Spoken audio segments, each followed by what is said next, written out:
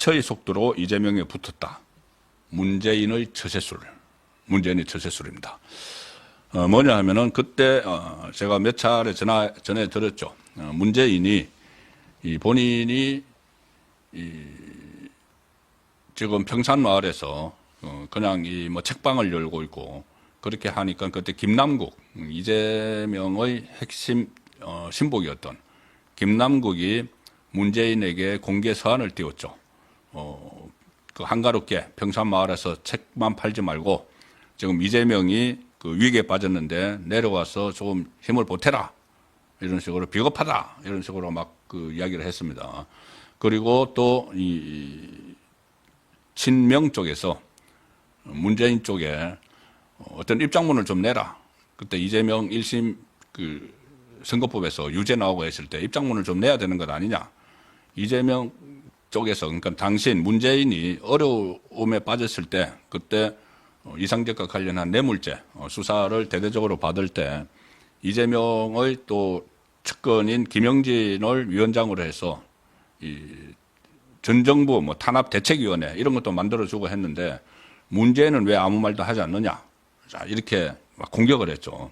그런데 그때 문재인이 그 상황에서 이재명이 1심에서 유죄를 받고 완전히 나락으로 떨어져 가고 있는 상황에서 문재인이 고양이하고 뽀뽀하는 사진을 SNS에 올렸죠.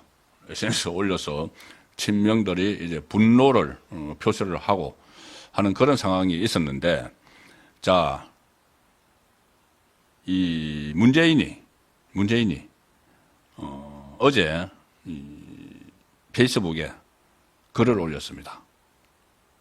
이재명의 1심 선고가 나오고 나서 1심에서 무죄가 나오고 나서 뭐라고 올렸느냐.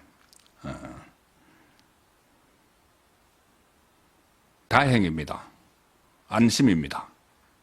이렇게 이야기하고 자의적으로 부당한 검찰권의 행사가 온 나라를 뒤흔들었다. 이렇게 이야기합니다. 검찰 수사를 공격을 한 것이죠. 검찰 수사를. 사실 그동안 문재인은 은근히 제가 왜 이렇게 이재명이 1심에서 선거법 1심에서 징역형을 받았는데도 문재인은 한가하게 뭐 이렇게 고양이하고 뽀뽀하는 사진 올리고 그 전에 또 이재명이 뭐 법원에 출석하고 영장 청구되고 했을 때는 한가하게 또 이 감자를 캐는 그런 모습을 계속 올렸습니다. 그것은 문재인으로서는 은근히 그 이재명의 정치적인 몰락, 실각을 바라고 있는 거죠. 지금 이재명이 만약에 어제 또 유죄를 받았다면은 지금 민주당은 난리가 났을 겁니다. 난리가 나서 이재명 손절론이 막 번지고 특히 이재명 손절론을 앞장서서 하는 사람들이 문재인 쪽 사람들이죠. 문재인 쪽, 뭐 삼김 삼총 전부 다 문재인과 관련 있는 사람입니다. 뭐 김경수 또 뭐 김두관, 김동연 그 경기도지사도 지금 전해철을 비롯해서 문재인 쪽 사람들을 규합을 하고 있죠. 그리고 전직 총리 세 사람, 김부겸, 정세균, 또 이낙연, 여기도 문재인 정부 때 총리를 했기 때문에 이 사람들은 범친문으로 다 분류가 되는 사람들입니다. 그러면 이재명이 어제도 1심에서 피선거권을 받아서 손절론이 막 확산이 되고 그게 현실화되면은 문재인 세력이 당을 다시 재접수를 하게 되겠죠. 재접수를 하면은 문재인은 자기 사법위기를 또 방탄을 할 수 있는 겁니다. 이재명처럼 지금 곧 본인에 대한 소환이 있을 텐데 그래서 그 사법위기를 방탄을 하기 위해서 이재명의 정치적 실각을 원하고 있었는데 그게 아니고 지금 짧은 시간이라도 이재명이 다시 기세등등해졌죠. 기세등등하니까 SNS에 글을 올려서 다행입니다. 안심입니다. 이를 글을 올리고 또 검찰권을 행사 부당하다 이렇게 이야기를 하면서 자기에 대한 검찰 수사도 같이 비난을 하는 그런 이제 양줄타기를 좀 했다고 볼 수가 있습니다. 1심에서 무죄가 나니까 빛의 속도로 숟가락 얹기를 했다. 자, 그리고 지금 이상직 뇌물죄 수사에서 20명 이상이 소환이 됐습니다. 청와대 참모 출신들. 그리고 그때 조국, 임종석도 소환이 되고, 근데 전부 다 묵비권을 행사했죠. 거기다가 이제 중간 단계로 문재인 쪽으로 가는 중간 단계로 이 문다혜와 김정숙을 소환을 했는데 다 응하지 않았습니다. 이제 남은 것은 문재인인데 지금 들리는 이야기로는 문재인에 대한 이 소환 일정을 조율하고 있다는 말까지 지금 들리고 있습니다. 어떤 뭐 조사 방식 뭐 이런 것도 있을 텐데 그때 문재인은 그 감사원에서 서해 공무원 피살 사건과 관련해서 이 서면 조사를 하려고 하니까는 무례하다 뭐 이런 식의 반응을 보였죠.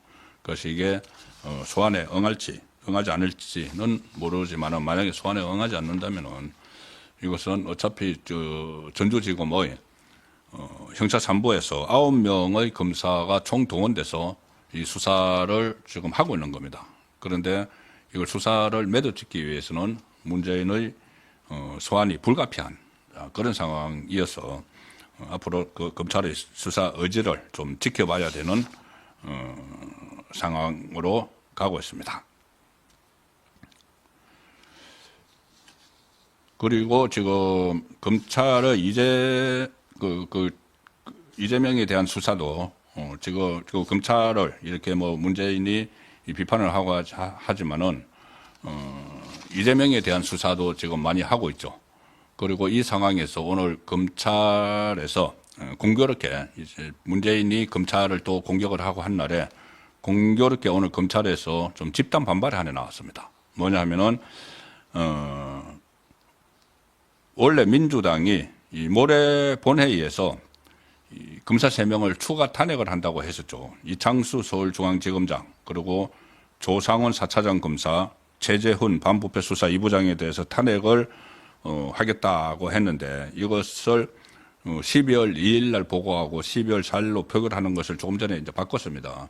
그런데 여기에 대해서 오늘 검찰이 이 서울중앙지검에서 집단 반발이 나왔습니다. 이 검찰이 지금 집단 반발하는 것이 좀 예사롭지 않은데 오늘 박성환 서울중앙지검 1차장 검사, 공봉숙 2차장 검사, 이성식 3차장 검사가 검찰 내부망 이포로스에 탄핵 반대 입장문을 올렸습니다. 탄핵 반대 입장문. 검사들에 대한 위헌적, 남용적 탄핵 시도는 반드시 중단돼야 한다. 탄핵 반대 입장을 분명히 했고 특히 이 탄핵 사유가 부존재해서 탄핵 사유가 되지 않아서 헌법재판소에서 기각할 것이 충분히 예상되는 상황에서 탄핵 절차를 강행하는 것은 공직자의 직무를 정지시키고자 하는데 주안점이 있다고밖에 볼 수 없다. 이게 이 목적이죠. 지금 서울중앙지검장 이창수를 비롯해서 서울중앙지검의 핵심 간부들을 이렇게 탄핵을 하는 것은 결국은 직무 정지가 목적입니다. 그때 이인섭 수원지검 차장검사를 그때 탄핵을 했었죠. 탄핵을 발의를 해서 통과까지 시켜서 결국 그때도 이재명을 대북송금 사건과 법인카드 사건을 수사를 하던 차장검사 이정섭 차장검사를 탄핵을 통과를 시켜서 9개월 동안 직무를 정지시켜 버렸습니다. 결국은 이 수사를 방해하기 위한 건데 그런데 이게 헌재에서 9대 0으로 기각이 돼서 9개월 만에 복귀를 하는 그런 적이 있었습니다. 그렇기 때문에 지금 이창수 서울중앙지검장에 대한 이 탄핵도 결국은 나중에 헌재에서 기각될 게 뻔한데 일단 보복성 또 이재명에 대한 수사가 여러 건이 더 진행이 되고 있죠. 지금 이 줄줄이 기소된 것만 있는 것이 아니고 새로 기소될 내용들이 상당히 많습니다. 이 기소될 내용들이 많기 때문에 이 사건들이 계속 수사가 진행이 되면은 또 새롭게 이 재판을 받게 되는 게 있는데 이게 왜 지금 관심 깊게 지켜봐야 되는가 하면은 새로 이제 그 재판을 받게 되는 사건들이 이게 오늘도 그런 이야기가 나왔습니다. 오늘도 어제 나왔네요. 어제 그 국회에서 이 장동혁 의원이 질의를 했는데 그 헌법재판소에 이런 질의를 했습니다. 저번에 그 논란이 됐던 게 그 헌법 84조 있었죠. 헌법 84조 대통령의 그 불소추 특권 여기에 대해서 만약에 범죄 혐의가 있어가지고 재판이 계속 진행 중인 피고인이 대통령이 돼버린다. 가령 이재명 뭐 그럴 일은 없겠지만은 이제 그게 지금도 다 그 논쟁이 일어나고 있는 겁니다. 가령 이재명이 만에 하나 정말 그럴 리는 없지만은 대통령이 되면 어떤 상황이 벌어지느냐. 그럼 대통령의 불소추 특권이 이 대통령 재임 중에 기소를 못 한다는 것이냐. 아니면은 쭉 재판이 진행돼 왔던 것은 계속 한다는 것이냐. 그리고 재판이 대통령일 때 계속 하다가 대통령일 때 재판 받는 것도 참 희한한 일이죠. 뭐 경호차, 경호 받으면서 재판정에 가야 되는. 어쨌든 그 상황에서 유죄가 확정이 돼버리면은, 대법원에서 유죄가 확정이 되면은, 그러면 대통령의 이 자리가 날아가는 것 아닌가. 당연히 날아가죠. 그렇게 되면 대혼란이 일어난다. 이 대통령 선거를 다시 해야 되고, 그리고 또 법리 해석 가지고 나라가 양쪽으로 완전히 찢어집니다. 한쪽은 이 대통령의 불소추 특권을 대통령 재임 중에 기소만 못한다는 거다. 아니면은 또 한쪽에서는 그게 아니고 계속 이어온 재판은 해야 된다. 이렇게 나라가 완전히 두 쪽으로 쪼개지는 거죠. 그 상황에 대해서 국회에서도 지금도 계속 어떤 유권 해석을 아직은 할 수 있는 곳이 없기 때문에 헌법재판소에 문의를 했는데 헌법재판소는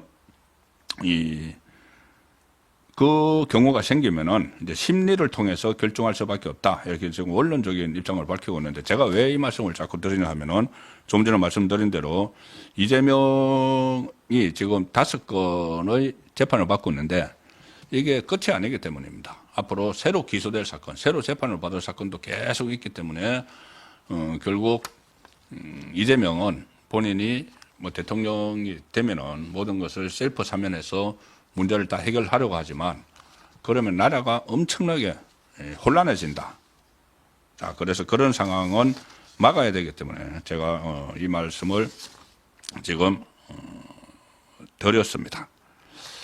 네, 그런 일은 일어나지 않겠지만은 지금 어떻게 하든 재판을 질질 끌어서 대법원 확정 판결을 뒤로 미루고 근데 그렇게 안 됩니다. 지금 선거법은 633 원칙 지켜져서 제가 계속 말씀드리지만은 한 3개월이 있으면은 2심 나오고 또 3개월이 있으면은 또 2심이, 3심이 나와서 이재명은 피선거권이 박탈되면서 모든 것이 잃게 되는 그 수순으로 갈 수밖에 없는 상황이 되고 있습니다.